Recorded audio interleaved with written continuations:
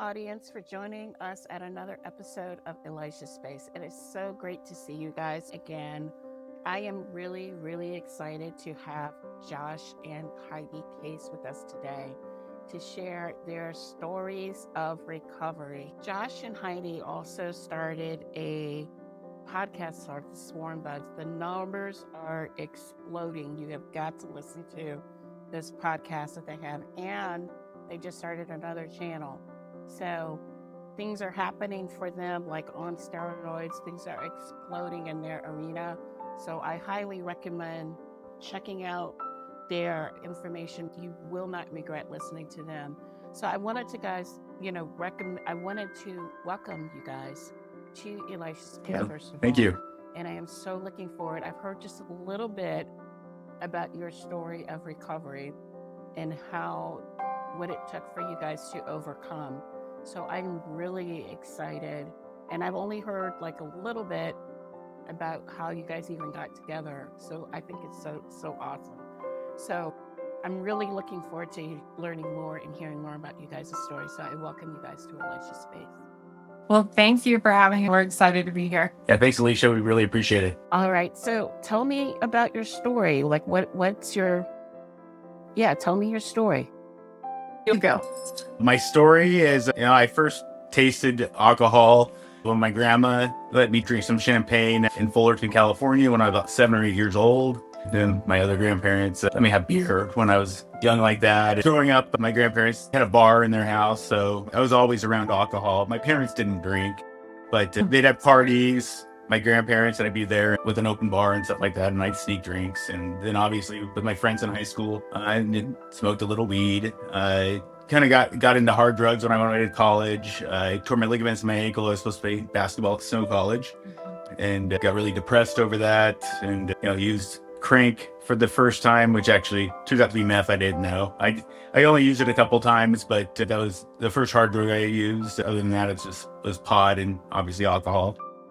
Got married pretty young, almost 21, and had our first kid, not with Heidi, my previous wife. I wasn't old enough yet. Yeah, she was in high school still or something. High school. So yeah, I was married for 27 years, always had a problem.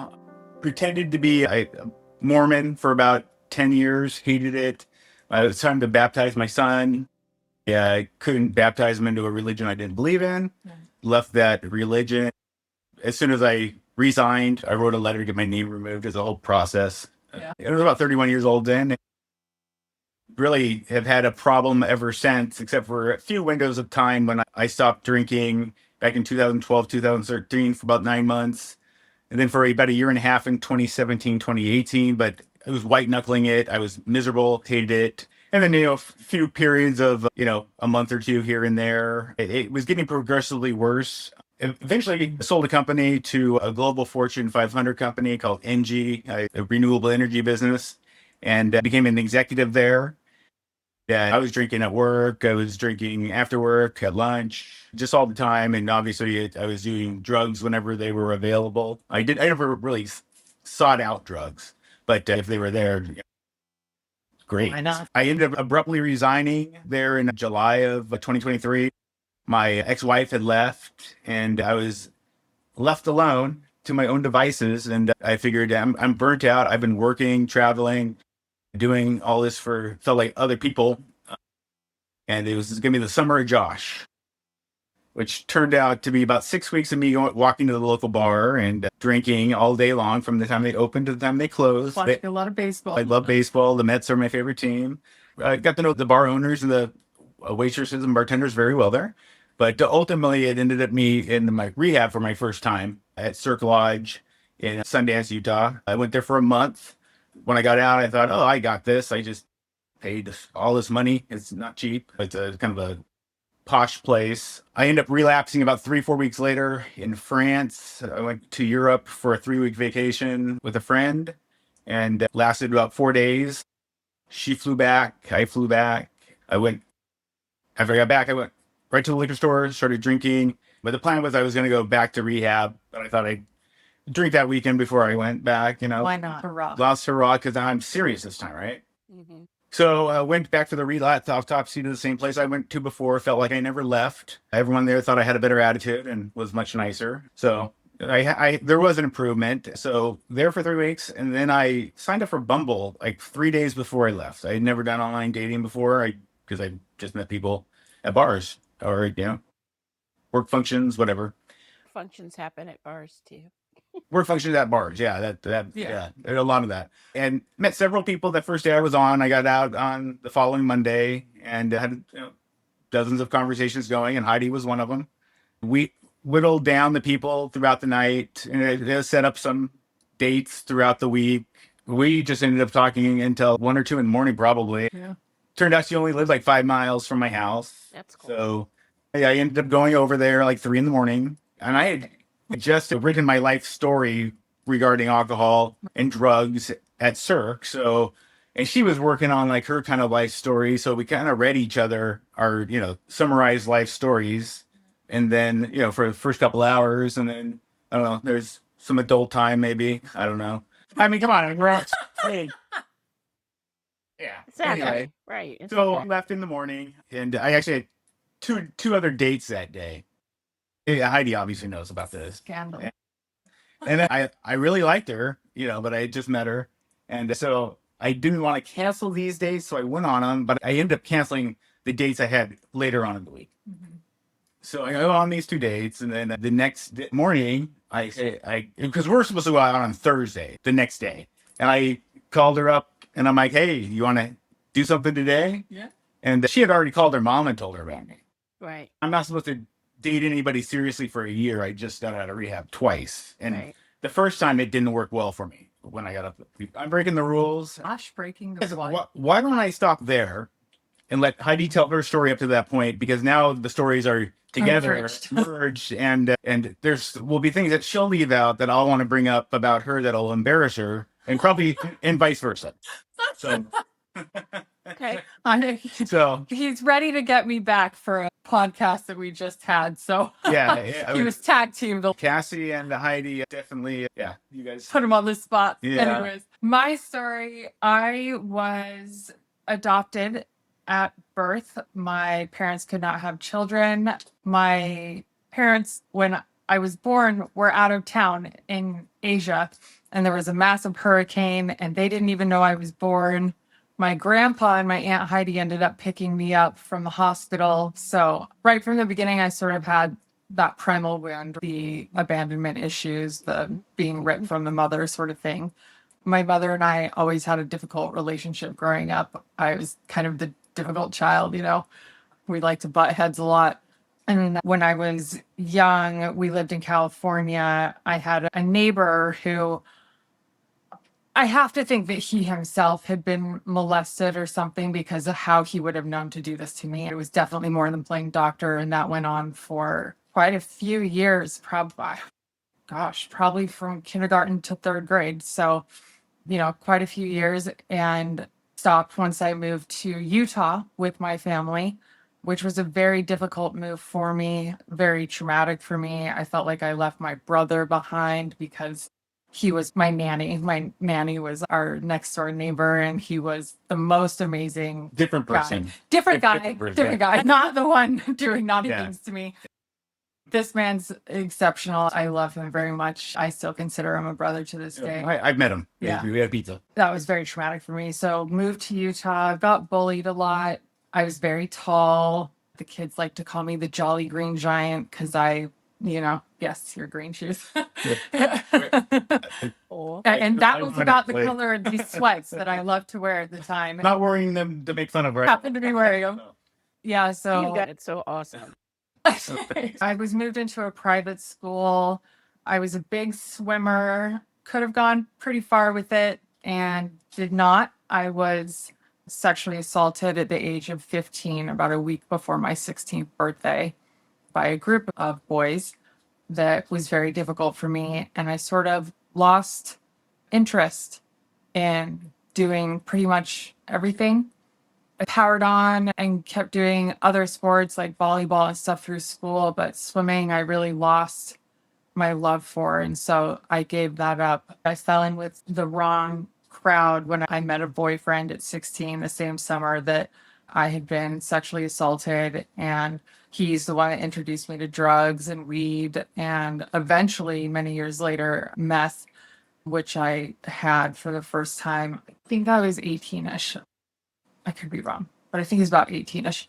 Knew I was in a bad situation at that time. At that moment, I decided I needed to get out of there, get out of that environment, or I wasn't like a full blown addict, but I knew it wasn't doing something good to my body. Like my self awareness at this point is just 0 to nil. Okay. Like I knew I was breaking down somehow. I wasn't like a full blown tweaker, but I could feel my body breaking down, and I knew I needed to get out of there. I actually moved to Boston almost the next day and started working for Mitt Romney's governor's campaign. I was a volunteer there.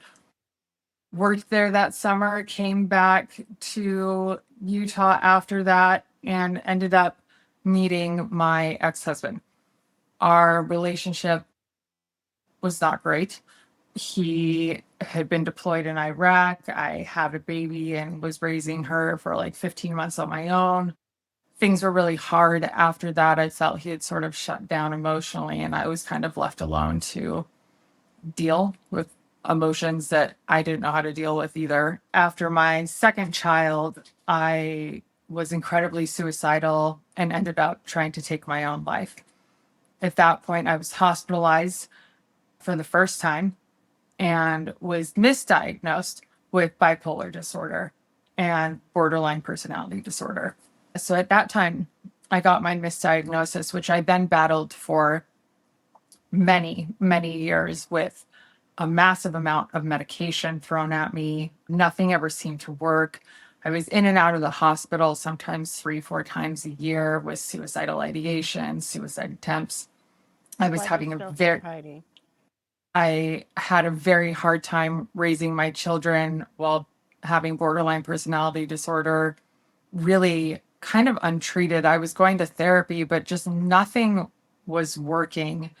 And I think the problem is no one addressed the trauma, but also I kind of didn't want to bring up the trauma at the same time. So it's a little bit of their fault, a little bit of my fault. I just didn't know how to deal anymore. And so I ended up really struggling with that and had a very hard time raising my children. I understand that they're going to have a lot to repair within themselves because I had not repaired the things in me that I needed to before becoming a mother. That's a heavy burden that I feel to this day. And probably one of my biggest regrets in life is that I wasn't able to take care of that before becoming a mother. My addictions got worse towards the end of my marriage. I had battled a lot of ECT. I had gone through many surgeries. I'd been put on pain medications off and on. And once I decided to leave my ex-husband, I really spiraled. I was alone. I was dealing with the abandonment issues. My family was not very supportive at all. I really began to spiral. I got into doing coke. I had worked at a hotel that had a lot of drugs coming in and out of it. So I had very easy access to drugs. And I was doing a lot of meth, doing a lot of coke, drinking a bit, really kind of anything to just get rid of my thought process. I was absolutely abusing my prescription medications. I was constantly trying to drug myself to sleep, even during the day, just to pass the time, right? And make it so I didn't have to think at all because I was just so devastated by so many different things. When I met her, she had like a pharmacy Yeah. of prescription drugs in her house. It was Right.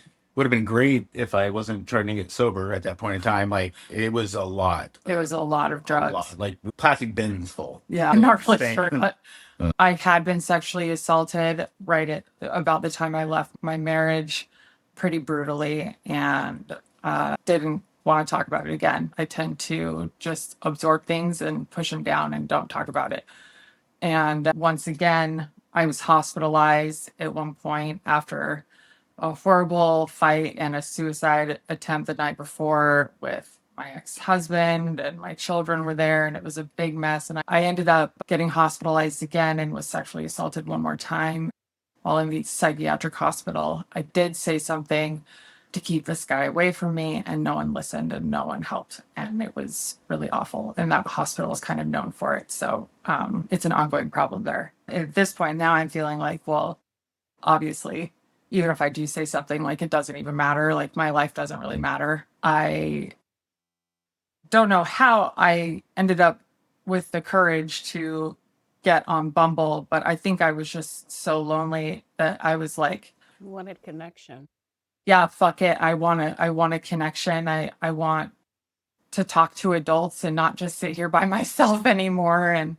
And I'd gone on several dates, sometimes more so just for the meal than anything. One night I met Josh, and yeah, like he said, we talked very late. Did We that met each surprise other. you It was that great. And you were actually supposed to go on a date earlier that night. And so it was kind of crazy that I ended up meeting him that night. So then Josh and I met. Our relationship ends up being rather tumultuous, right? Yeah. It's I mean, we had involvement of another person that turned out was not the best influence on you. No. And this person didn't like that Heidi met somebody, right? right. And actually was trying to replace you in your family. Yeah. So Yeah, pretty much. Weird. it was interesting. Yeah, it was a very interesting dynamic. It caused a lot of problems between us. I mean, cops were involved, and drugs were involved, alcohol was involved. Yeah. I've spent like Thanksgiving. We were supposed to take my kids to New York, and ended up I was in a basement in Utah in a detox. She was in the psychiatric hospital. But then after that, we got out. We were clean and sober for about 3 months, December, January, and February. We went to Madeira Beach.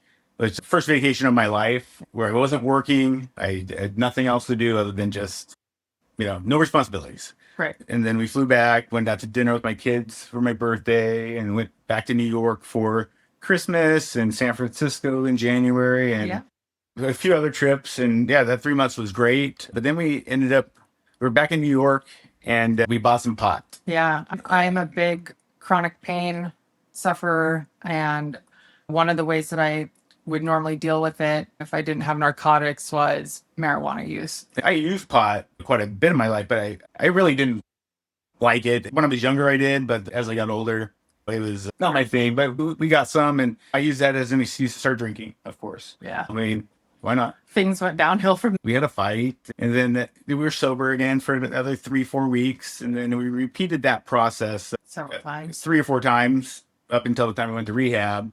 During this time that I did know that he was an addict, and I at this point had not realized I was an addict.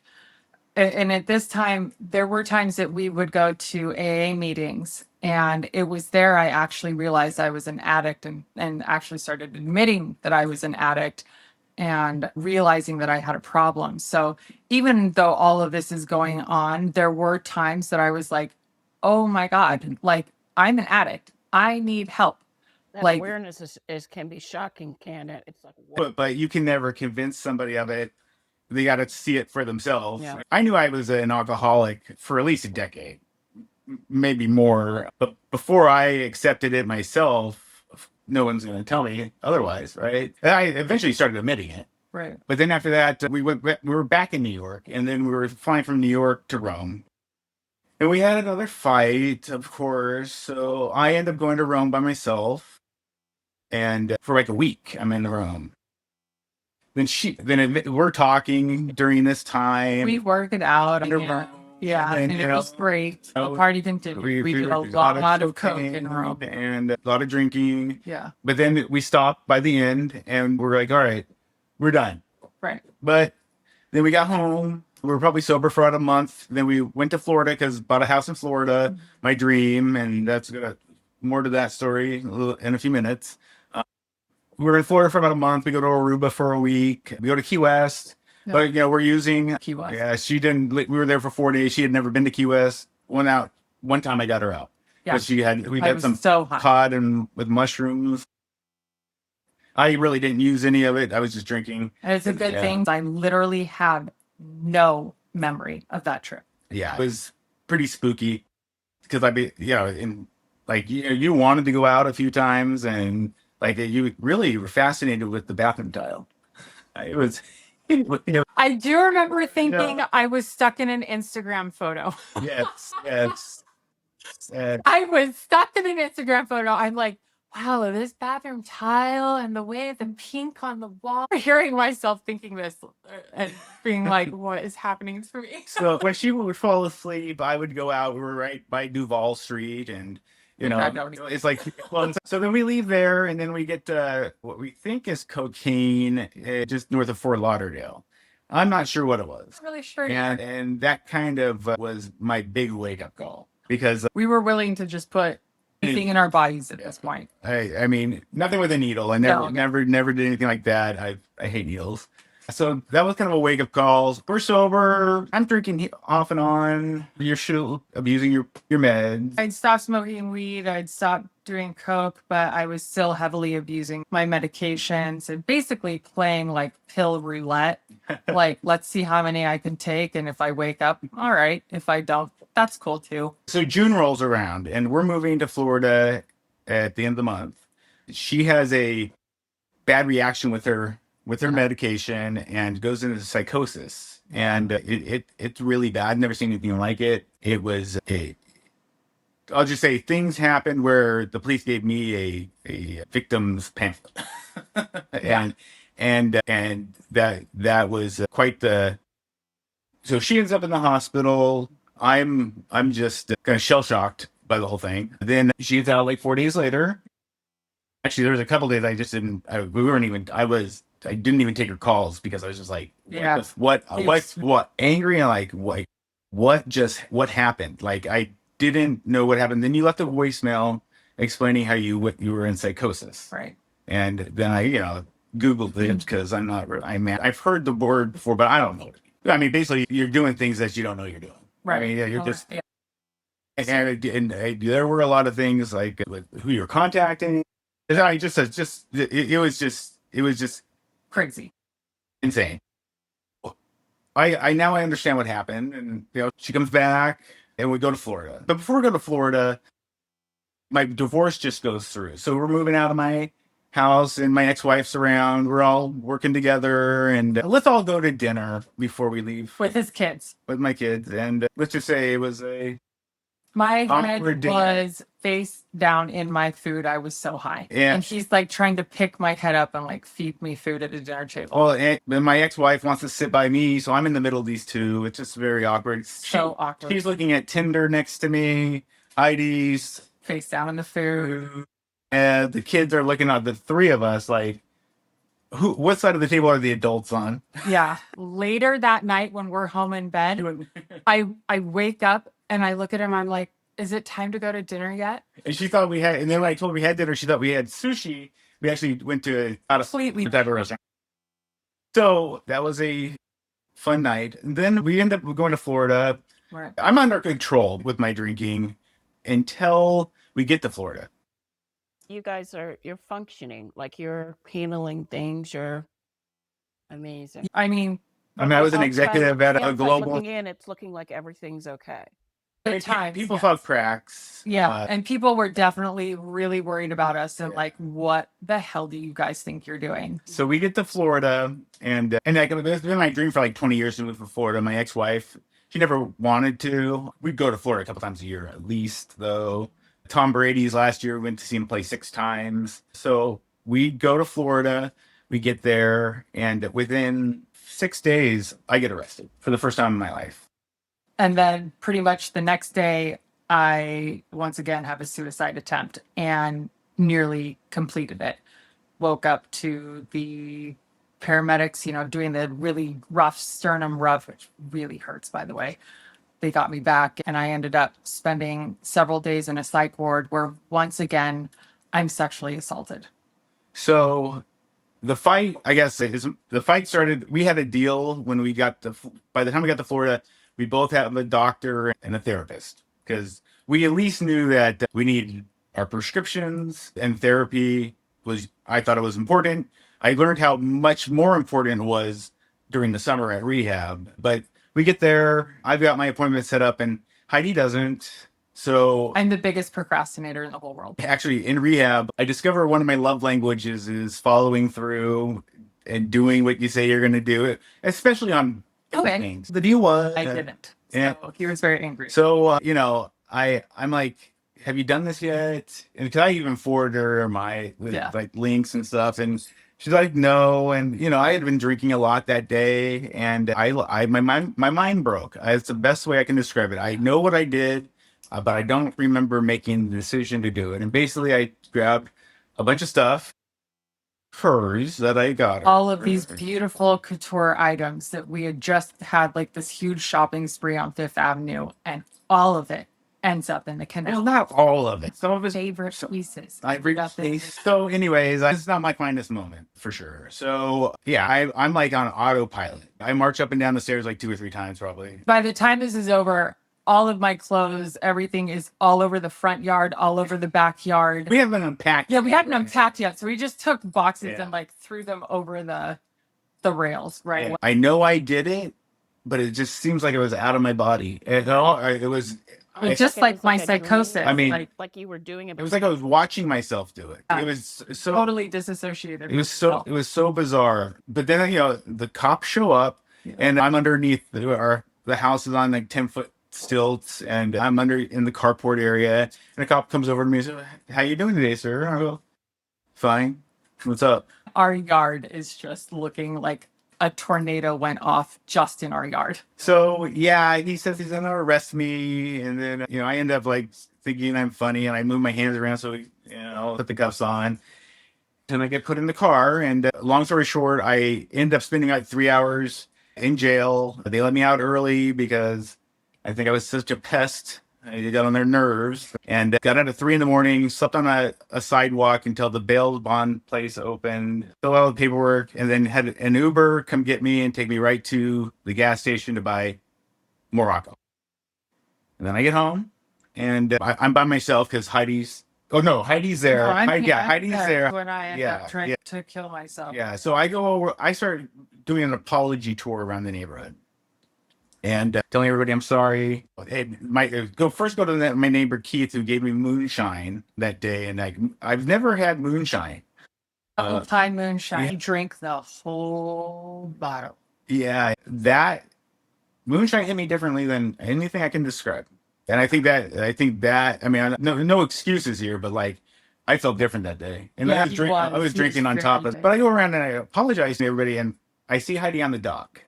And the next thing I know, just her sandals and her bottle of water were there. And then I see paramedics pulling up, and her being taken out on a stretcher. And I'm at a neighbor's house, so I try to get over there. They pulled out, so I call an Uber, because I obviously can't drive, and go to the hospital. And they say I can't see her. And so I stay there for a while, and I go home. I don't know where she is for a couple days. She probably, I don't know if you do where you were for a day. I know. I was asleep for a couple days. Yeah, so like 3 or 4 days later, the facility gives you a ride. They provide rides, and you come home, and my legal team, my sober manager, and my brother, they're all working on getting Josh out of trouble. Yeah. And because I've never been arrested before, never dealt with the legal system from a criminal standpoint, for sure. And they find this place in Texas for me to go to rehab called Burning Tree Renewal Lodge. First, they wanted me to go away for like a year or two. And I'm like, I think you guys misunderstood. I need 90 days. So I ended up going for 90 days. And then my sober manager finds Heidi a place to go as well. But we had also discussed when we were in Florida, once I got back, like, we need to figure this out because we love each other, but this is not working. This is jail. Yeah. We love each other, but love is not enough. We need to figure this shit out or this isn't going to work. Right. Yeah. So we both end up going to rehab for 90 days. I leave first. I leave about a week later. The day before I leave, Heidi proposes to me because we've been talking about getting married.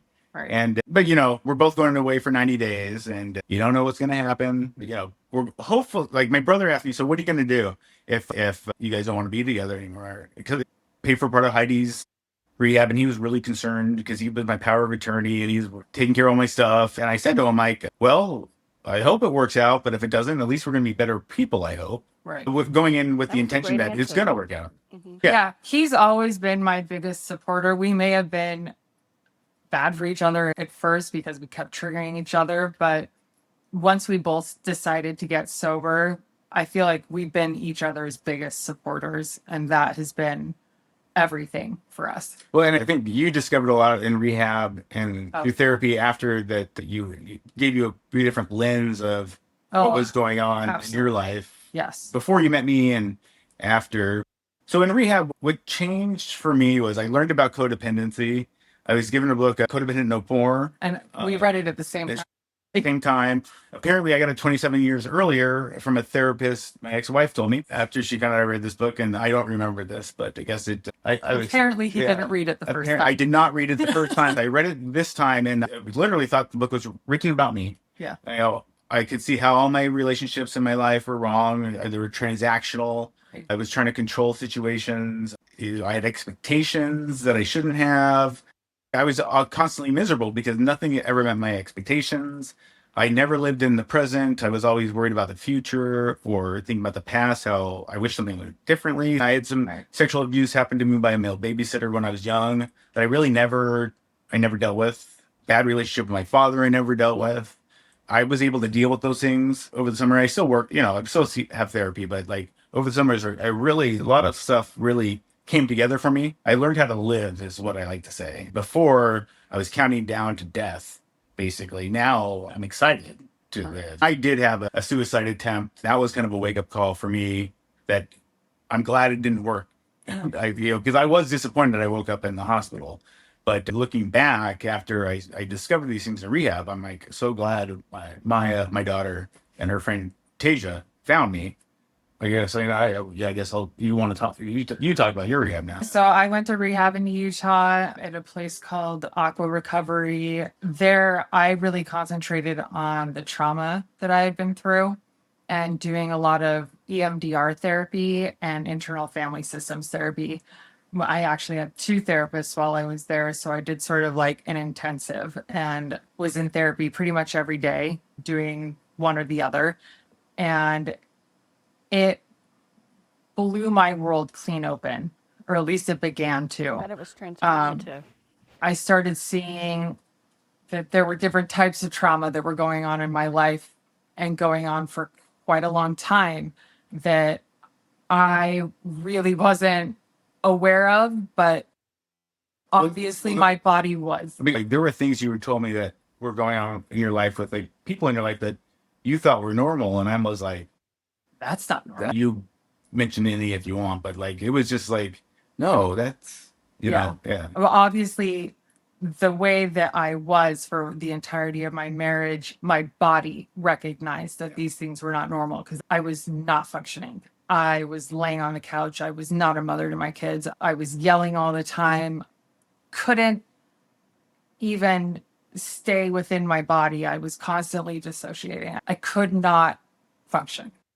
End of story. Was not functioning for like 18 years and really learned about why and how that worked. And then once I got out, the more we began to talk and the more I was in therapy and talking through things with my therapist, my world just kept opening up wider and wider and wider. And I'm realizing I'm putting together all these different pieces that just make my world make total sense.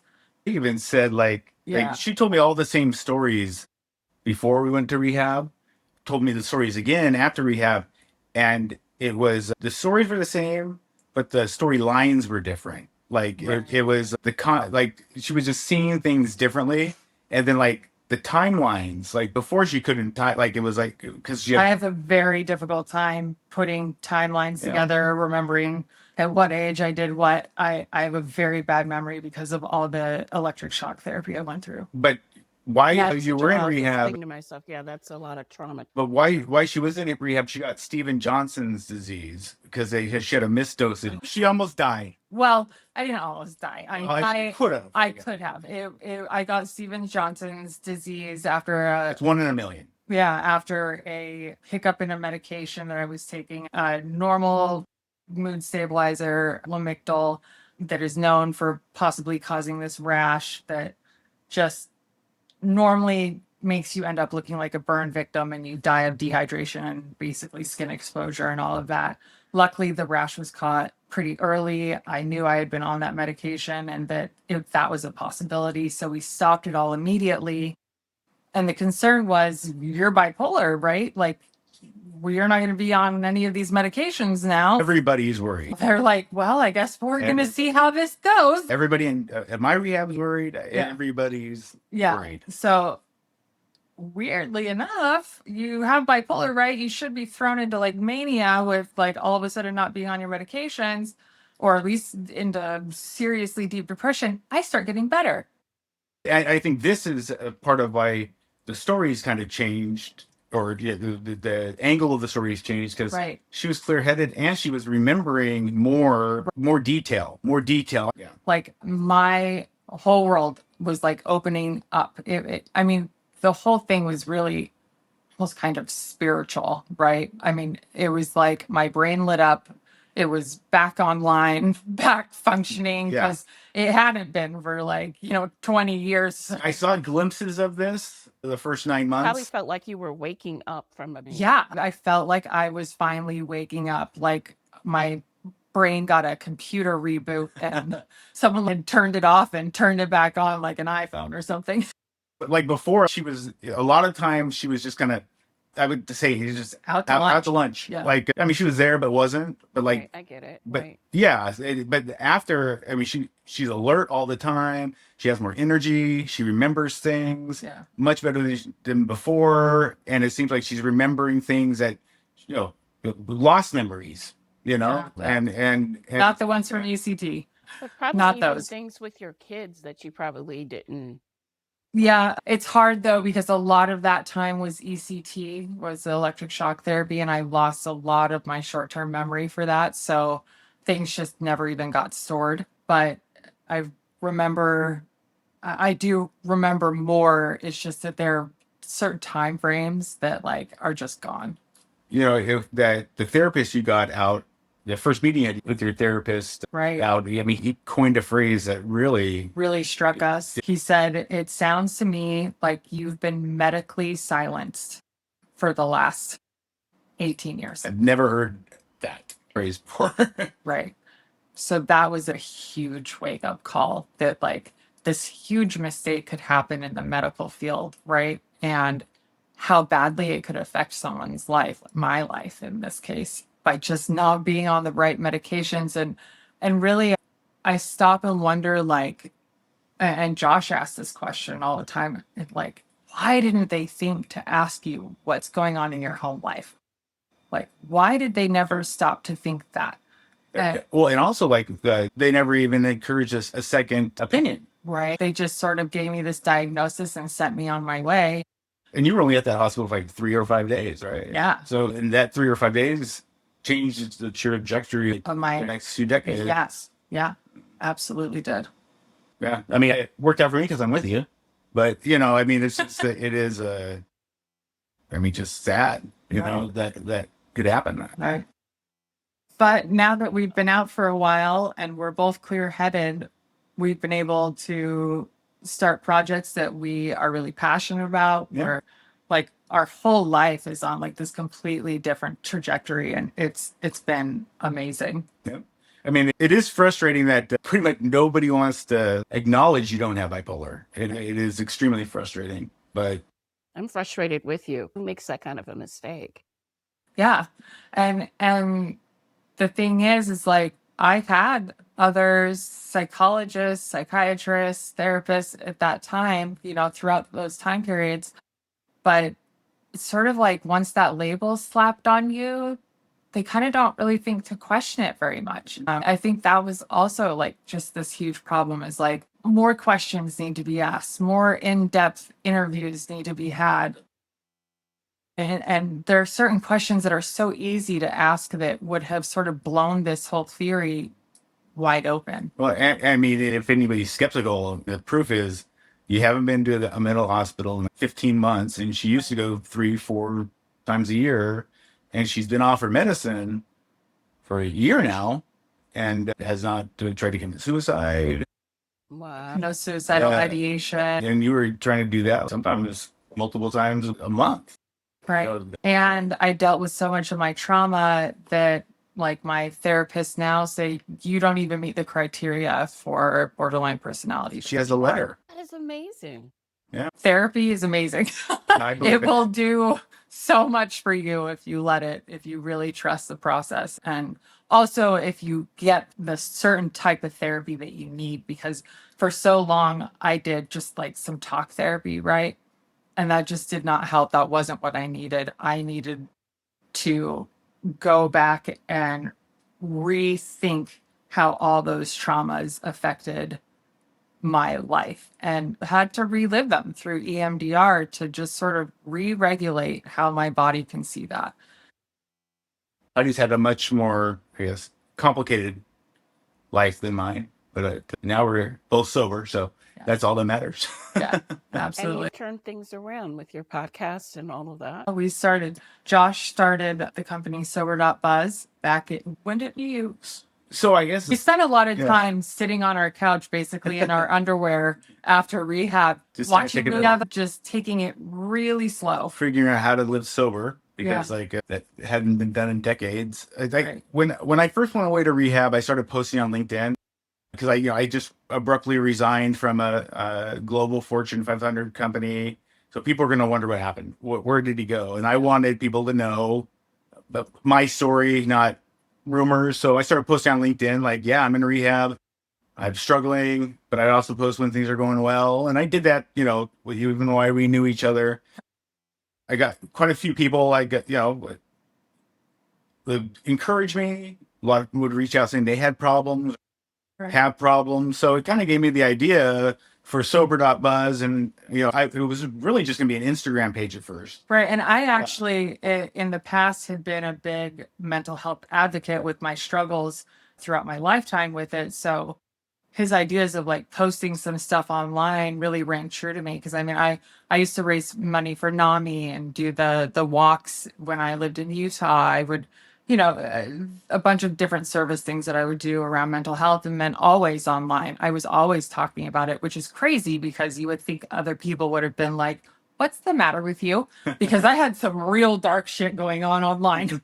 Like it was really dark, but, and sadly, really no one reached out. It was crazy. So I remember the time you lost your phone, you threw it in the canal. She threw stuff in the canal too, guys. My phone, her phone, whatever. I didn't get arrested. Anyway, well, water near a bridge. Just kidding. So she didn't have any pictures, right? She's horrible with passwords and emails, and so I lost all my Facebook and yeah. Instagram and everything. I went on her Facebook and downloaded all her pictures for her. There was several periods of time where it was like weeks and months of just like dark memes and thoughts and pictures of her, just kind of artsy but very sad. And nobody would comment on those. Nobody liked those. But then when she did the cheery post, there's like 20 likes and comments. Holy shit, what the fuck is going on here? We're talking about suicide. Yeah, you could read between the lines of some of these memes. Right. And nobody was saying anything. This is before we knew each other. Right. But I was like, yeah. It's like if I had been your husband and seen you. If I was your husband and I saw that stuff, I'd be like, first of all, what is going on? Because now everybody thinks something's wrong. So we need to talk about this, because everyone's going to be freaking out. At least that's what I'm going to think, is everyone's going to see this stuff and be like, well, Josh, what's going on? Yeah. Yeah. Not that what other people think is a problem, but I want to know what's going on, right? Because you're my wife. Right. But yeah, no one did during those time periods. So it was interesting. I did have a few friends that I would confide in. I had a neighbor, Liz, who was a godsend at the time. She would drive me to ECT and back. When you have electric shock therapy, or electric convulsive therapy is what they like to call it now.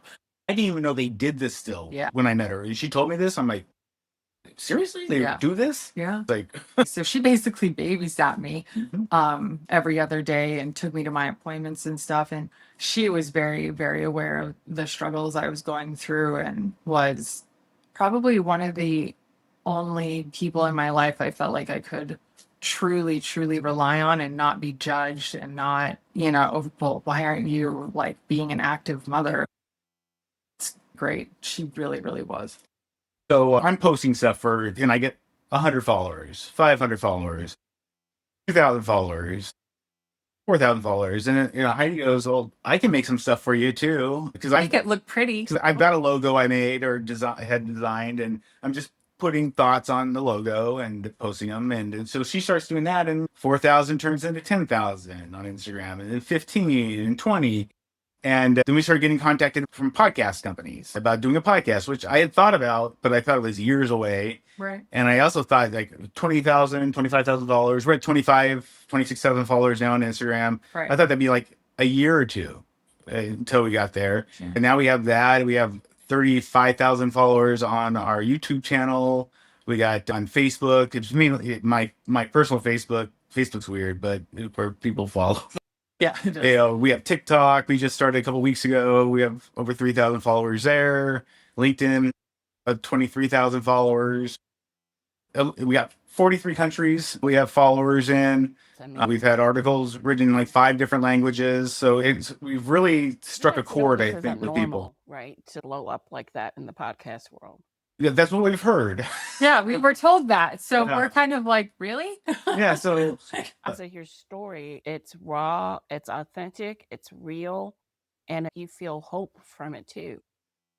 well, I mean, people were there for me even when I didn't want them to be. I Right. told them like I never thought I would be sober.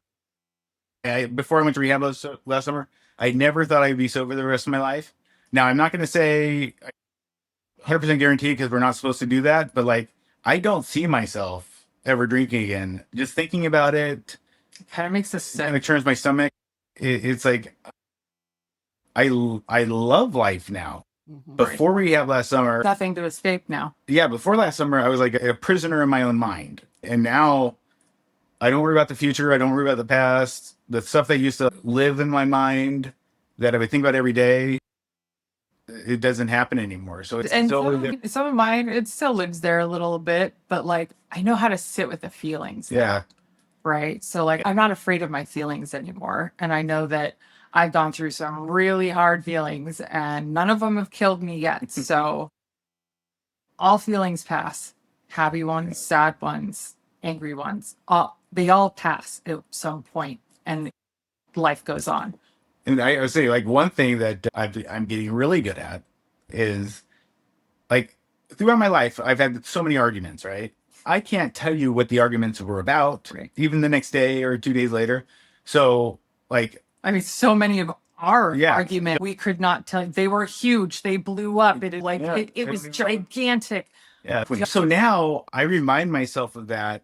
And it's like, well, is this going to matter tomorrow? Right. Is this going Right. to change the Right. world? Like, so I would It's say, going to change the way we feel about each other. because like 99% of the time, the answer is no. Then that probably 0.5% of the time it's like, could be, but like really, there's no argument that we've had that's like going to move the needle. I should be able to remember that. I can remember the one about, moving to Florida and what we were supposed to do. That was a big deal, but I can't remember. That's probably the only one. Yeah. Right. Yeah. So it's like, are these arguments worth it, or is it better just to go Chill out. go for a walk, sit in that feeling of like, yeah, I want to strangle her, and let it go. Yeah, like And I've only wanted to push him off our balcony a couple times. It happened. So I mean, it's all good. And before, I think we're both stubborn people. We each have to have the last word, and rarely do we say it at the same time. So yeah, just all these little things that, like that book, Codependent No Memory. More. I think it should be high school reading. it should be. Even though I had it 27 years ago, it should have been mandatory. What I think really should be mandatory in schools, and actually it is in some countries, and they have much higher empathy rates than the US does, is teaching social interaction, how to have relationships, what a healthy relationship looks like, what empathy looks like, why you should have it, why it's a good thing. Like, and yeah, like I said, the countries that do teach this, they have less crime, they have, better relationships, they're happier countries. Like, and I just think it's so sad that we don't put an emphasis on that when we're younger. That's something I wish I had been able to teach my kids, while they were growing up. They're all older now and definitely don't want to listen to me. I'm not so much in their lives as a parent anymore. So, I try, but it's a little late. But, it's something that I really think that should be taught a lot more. I'm still codependent. Oh, yeah. But it's all about, and everybody is. We all, yeah. But everyone it's is. about managing it. Right. It's exactly. about it's about managing it and recognizing, oh, why am I doing this? Is there an alternative? Am I doing this? What are my intentions? Before, I would never even think about that because I had no boundaries. Are also something we definitely learn. Yeah, and have been a lifesaver for us. We've had to put up several boundaries with quite a few people, and our lives are all the better for it. Boundaries. I was a people pleaser. Boundaries with each other. Boundaries are there so that I can love myself and I can love you as well. Yep, I agree. This is amazing. Do you guys want to share with the audience about where they can find your, get more information about you? Yeah. Information about the podcast. Yeah, so we're on Instagram, X, and Facebook at Sober.Buzz Token. Our website's Sober.Buzz. No .com. It's Sober.Buzz. Our podcast can be found on all the major Audible podcast platforms. We have an RSS feed, Sober.Buzz. Then our platform where all our videos go, all our recordings is on YouTube, and it's at the Sober.Buzz podcast. And we have Sober.Buzz Spreading the Good Buzz, hosted by Heidi and I. And we also have Sober.Buzz Swarm Up with Heidi, Cassie. And I went to rehab with Cassie, and she's our director of marketing. Friend now. Doing it. She has her blog she's doing. She blogs a lot. We have a lot of content we put out there. And tomorrow we actually have a bonus episode of Spreading the Good Buzz. Charlotte from Essex, England is on. She had 77 convictions. Yeah. Since the age of 11. Over now. Yeah, and has her kids back in her life. And why she caught my eye is one of her pictures of her before pictures is face down in her salad. Yeah. And I thought of Heidi.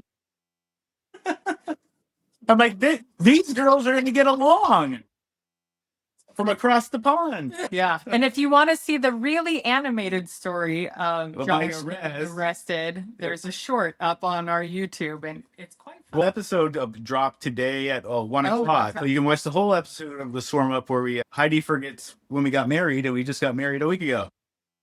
I remember the date. I just thought it was a Saturday, not Friday. So we got married on Friday. We taped the Swarm Up on Sunday night. It was less than 48 hours. So if I ever forget an anniversary, I've been very tired. I can just point to that. Very true. Very true. I never learned how not to hold something over someone's head. No, just kidding. You will hold that over my head for the rest of our lives. I promise you that. I absolutely promise you that. There will be reminders every year. But it's not as good as, well, you threw my Louis Vuitton in the canal.